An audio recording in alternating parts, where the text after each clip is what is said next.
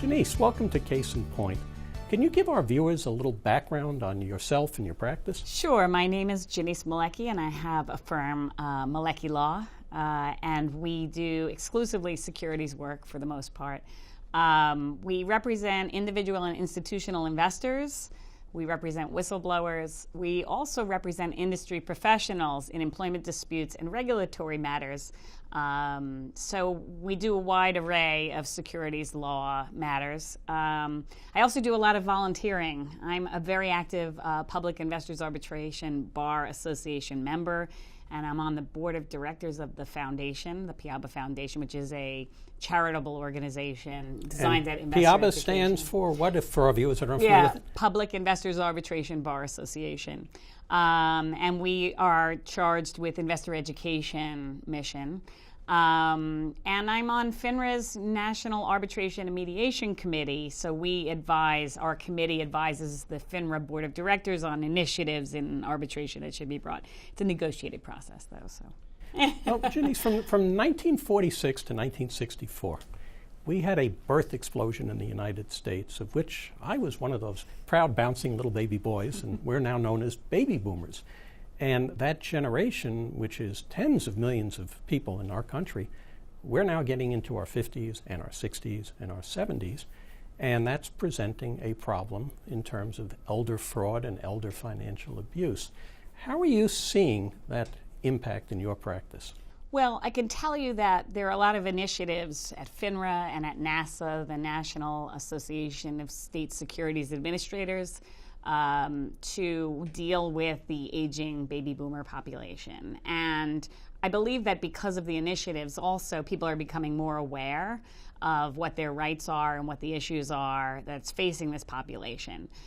I can tell you certainly and without a doubt, I've always had elder clients, but there's more and more people with elder fraud issues coming into my office. Well, let's go through some of the laundry list of issues. Unsuitability. Yeah, unsuitability. You rarely hear somebody saying, I'm a really sophisticated investor that wants to speculate and the broker didn't follow my instructions. But you often will hear that someone who has more conservative objectives and should have more conservative objectives winds up in more speculative type investments than they should be in. So suitability is a big issue for the baby boomer population.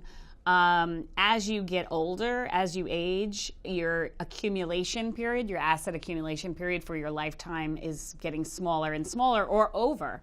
And so what you have is your nest egg. And of course, you want to be as conservative as possible generally with that nest egg so that you don't lose it because you can't really make it back.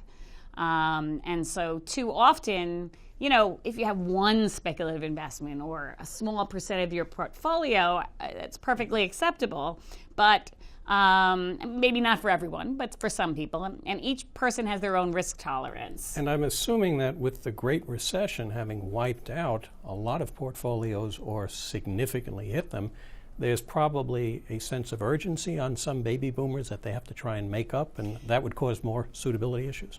I think that is certainly a problem, but I think also because the market has been so strong since the recovery and through this recovery, that a lot of people can't get the income they would expect on their bond portfolio, their municipals. That's a good point. And so I think we're going to see if the market takes another downturn that a lot of people are going to be in equities that really shouldn't be in equities and overweighted in equities. And let's move to another point, affinity fraud. When we usually talk about that, at least in years past, we were talking about ethnic affinity fraud, religious affinity fraud, but now there's apparently more affinity fraud involving elderly or senior citizens. Are you seeing that in your practice too? I see it a lot with retired persons. So, we had a case in one of the city boroughs. I'm going to be as vague as possible. Protect the confidence of your client. And it was essentially a mini Madoff situation. And so, it was people retiring from factories, people retiring from tech firms, people retiring from all over, and someone who was a trusted professional in the community whom they had known, some of them their whole lives, 30 years, the only person they ever went to for taxes and financial advice and real estate and, you name it. He had a bazillion hats, right? And so I think we represented like 100, 120 investors who were scammed, and everyone was referred by someone else because it was a community of retired persons, people that worked together for many years, people who got packages in layoffs, people who, just lived in the same community, but they were all in the baby boomer generation for the most part. And I can tell you that, this person was also registered with several financial institutions over a long period of time. And we were able to bring an action for those people against several of the broker-dealers that he was registered with and recovered millions of dollars. Right. One thing I hear a lot now is from regulators in particular, and I know Piaba has spoken on it, is this growing free lunch, free dinner approach where you try and get clients to come in. How is that particularly involving elderly clients now? Bill, you know what? It preys to people's trust. You mean the early bird specials? The early bird specials. And I really think it's sort of an ugly marketing thing. And maybe I'm just a true New Yorker, but I think people are too polite when they talk to their financial professional.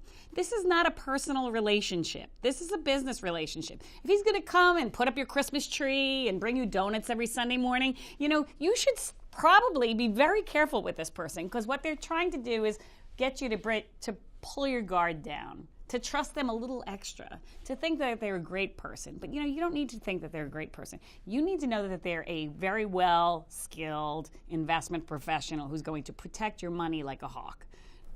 I'm a stockbroker, a registered investment advisor. I'm an accountant. I'm somebody who becomes aware that an elderly person, in my opinion, is being defrauded or victimized.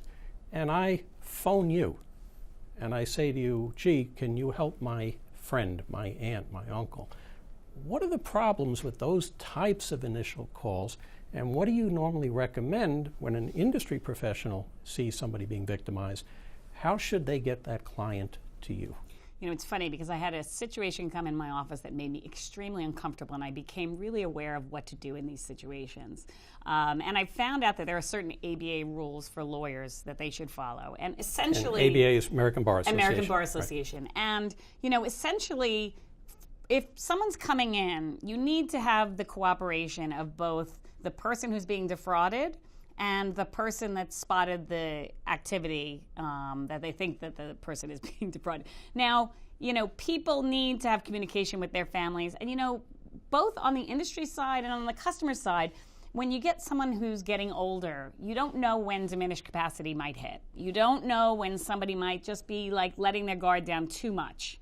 And so people need to have more than one set of eyes on what's going on at all times. And either somebody authorized to be on those accounts or someone who has a power of attorney. And the same thing goes for lawyers. I think brokers and lawyers both have ethical obligations to their clients and privacy rights, but they also have to make sure that they're not participating in frauds. In some states like Florida, there's an extremely broad criminal statute for elder abuse, and lawyers and brokers can easily fall in that pit, if they don't do something. And these days there's something called the pause law, that essentially transactions can be held for 10 to 20 days on reasonably good cause if they think, or a broker suspects and the firm suspects that there could be some elder abuse going on. But the industry should certainly reach out to supervisors. There should be training. There should be manual updates. There should be all kinds of initiatives, extra supervisory review on older people's accounts.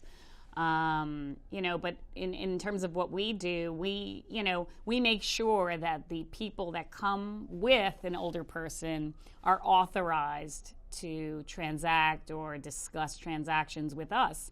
Because if we engage in a contract with the older person, if they have diminished capacity, that contract's not worth the paper it's written on. So we always try to, dot our I's and cross our T's, as everyone should. Well, unfortunately, I think we've only touched the surface of elder law issues. Hopefully you'll come back again and we'll continue on this topic and others. Sure, I would love to. Jenice, thanks for coming on today. Thanks for having me.